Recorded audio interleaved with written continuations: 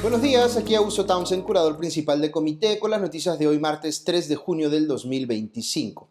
El podcast de hoy llega con el auspicio de Bigmont Group, una firma de selección de talento y consultoría que ha venido acompañando empresas líderes por más de una década y que como empresa B está enfocada en generar valor compartido desde una lógica de triple impacto económico, social y ambiental, porque el éxito empresarial ocurre cuando el talento y el propósito están alineados.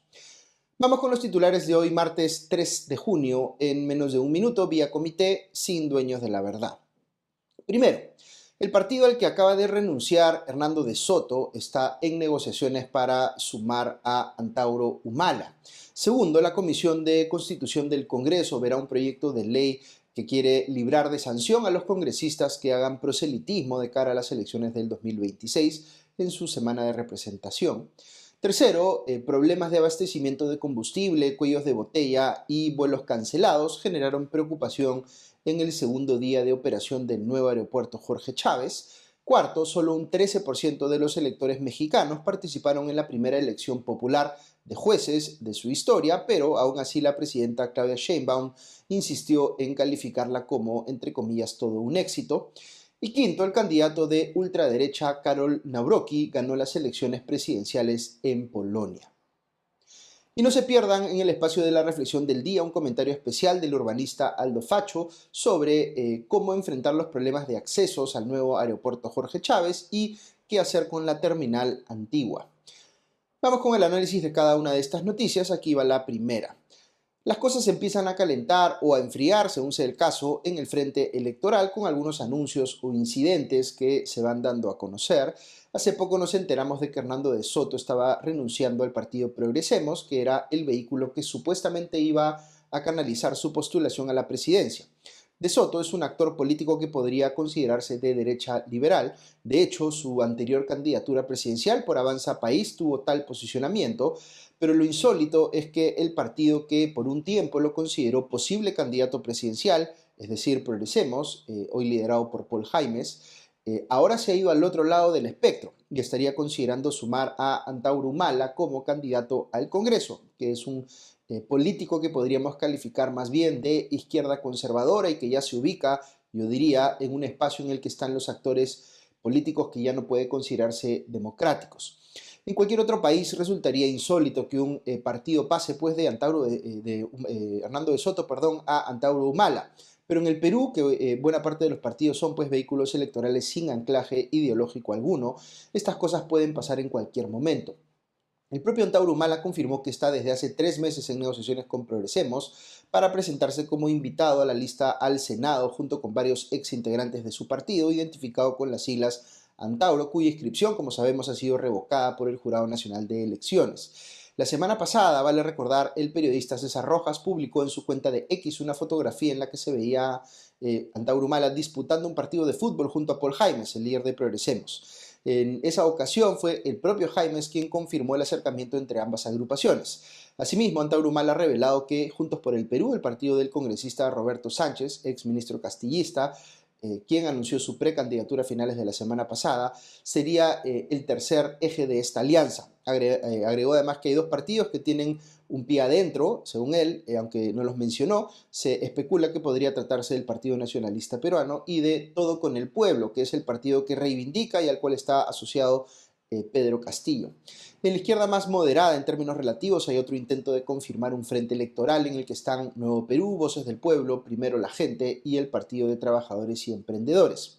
Ahora, del otro lado del espectro político veo esta mañana que en Perú 21 que se está produciendo una especie de pleito entre dos agrupaciones de derecha como Avanza País y Renovación Popular. La primera le está exigiendo disculpas públicas al líder de la segunda, al actual alcalde de Lima, Rafael López Aliaga, por los comentarios que ha tenido en medios hacia Fernán Altuve, quien integraría la plancha presidencial junto con Philip Butters.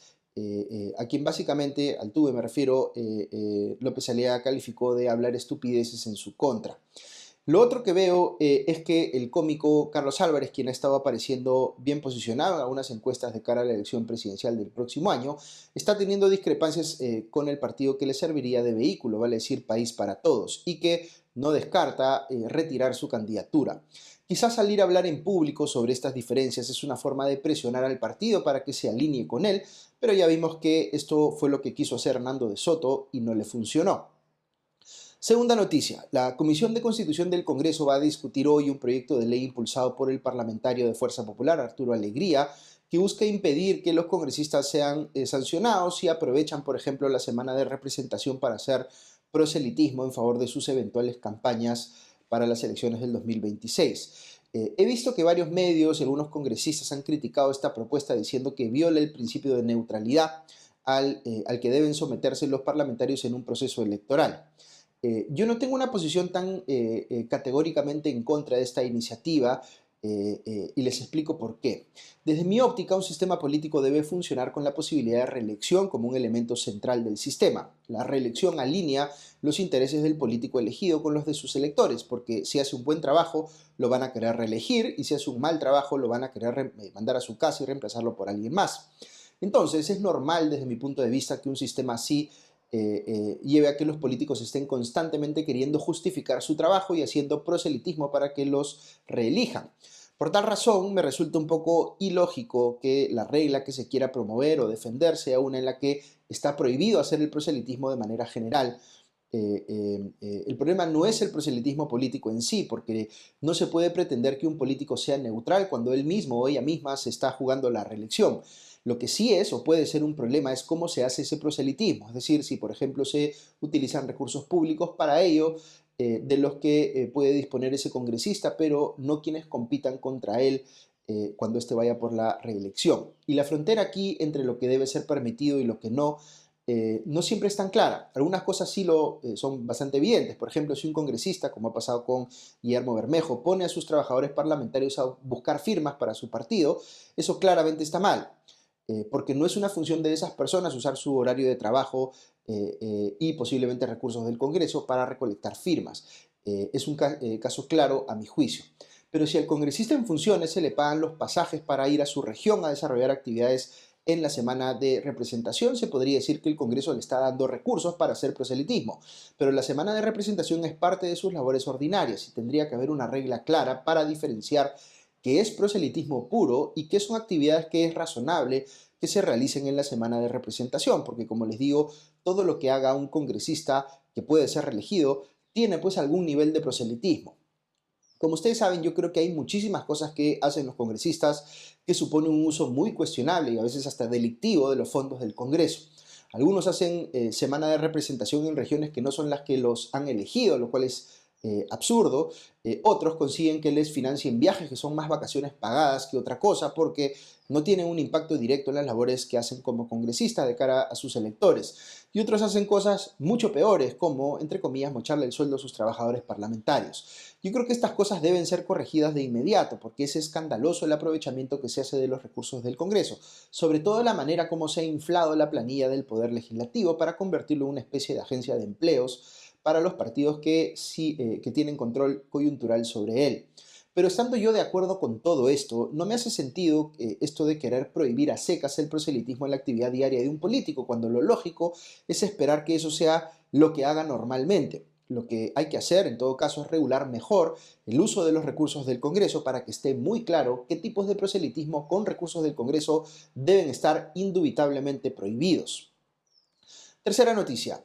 Vamos con la noticia económica con Ale Costa, que cuenta cómo ha sido el segundo día de operaciones del nuevo aeropuerto Jorge Chávez. Escuchamos a Ale.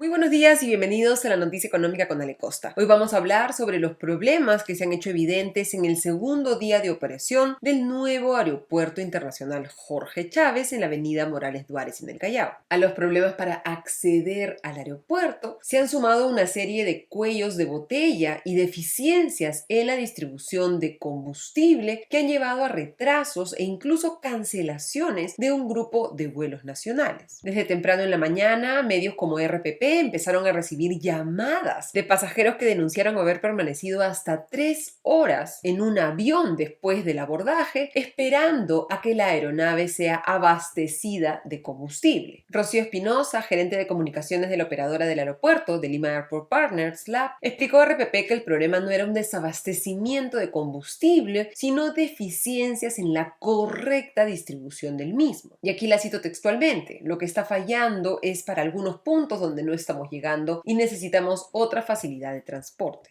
Durante la tarde de ayer, representantes del AP, de la Dirección de Aeronáutica Civil y de las aerolíneas sostuvieron una reunión para buscar la manera de que los aviones en toda la infraestructura puedan ser abastecidos de combustible, un requisito básico para la operación de cualquier terminal aéreo. Por su parte, AETAI, la Asociación de Empresas de Transporte Aéreo Internacional, criticó en un comunicado que el abastecimiento de combustible, que debe realizarse de manera eficiente y dinámica, se haya visto sobrepasado por la cantidad de vuelos programados simultáneamente. AETAI también ha hecho un llamado para que se trabaje en la agilidad de los procesos migratorios y los controles de seguridad en el nuevo terminal, pues estos, señala el comunicado, se han visto saturados en los momentos de mayor afluencia de pasajeros. Lo que llama la atención es que estos problemas con el abastecimiento de combustible y procesos básicos como los controles de seguridad no hayan podido preverse antes de la entrada en operación del nuevo aeropuerto. Esto es aún más grave si tomamos en cuenta que su inauguración estuvo programada, recordemos, para el 18 de diciembre del año pasado y que se fue postergando hasta el 1 de junio, precisamente para asegurar que todos los procesos y todas las operaciones estuvieran completamente listas para atender la demanda que implica este nuevo terminal, que recordemos ha sido diseñado para en el primer año atender a 30 millones de pasajeros y en el 2026 a 40 millones de pasajeros. Terminamos así la noticia económica con Ale Costa. Les deseo un excelente día. Nos reencontramos mañana. Hasta entonces. Muchas gracias, Ale. La verdad que lo que estoy recibiendo de múltiples fuentes es información de que la inauguración de este nuevo terminal ha sido mucho más caótica y accidentada de lo que se esperaba, así que los problemas no parecen estar solo afuera del terminal, sino también adentro. Una pena que la experiencia que se llevan los primeros usuarios de esta nueva infraestructura sea, en algunos casos, tan decepcionante. Esperemos que todo lo que está en la capacidad del concesionario del aeropuerto solucionar, es decir, LAP, se haga en brevísimo plazo. Eso sin perjuicio de lo insólito que resulta escuchar pues, al Estado o al gobierno decir que el ingreso peatonal al aeropuerto recién va a estar listo en el 2028. Cuarta noticia. Solo un 13% de los electores mexicanos participaron en la primera elección judicial de su historia, pero aún así la presidenta Claudia Sheinbaum insistió en calificarla como, entre comillas, todo un éxito. El país norteamericano vivió una jornada sin precedentes este pasado domingo al someterse a voto popular la elección de jueces, pero la baja participación ha sido un duro revés para el oficialismo mexicano y para la propia presidenta Sheinbaum, que fueron los que impulsaron pues, esta iniciativa. Ella incluso había dicho en la víspera de los sufragios que era muy importante que haya una participación masiva, pero parece que ni su alta aprobación, cercana al 80%, consiguió pues, que se diera esto último. Este proceso representa la transformación más profunda del sistema judicial mexicano en los últimos tiempos, ya que en estos sufragios se eligieron cientos de jueces, magistrados y ministros, tanto a nivel federal como en los 19 estados de ese país. Sin embargo, es inevitable pensar que la baja participación le quita legitimidad a la elección, aunque es cierto que no está muy lejos de la participación de otras consultas populares durante el gobierno de Andrés Manuel López Obrador, predecesor de Sheinbaum, que tuvo pues una lógica bastante plebiscitaria de la política. Los resultados de la elección aún no se saben, digamos, con exactitud, pero se conocerán dentro de las próximas semanas. La presidenta Sheinbaum intentó darle un giro positivo a la baja participación, pero volvió a golpear a la justicia de su país y dijo que el actual Poder Judicial ha sido responsable de favorecer a miembros de la delincuencia organizada. Muchos especialistas, sin embargo, hemos tenido aquí también a Diego Pomaredo opinando al respecto, consideran que someter al voto popular la elección de los jueces es una manera de politizar la justicia, porque ahora estos tienen que hacer campañas y ofrecer cosas, digamos, para que los elijan.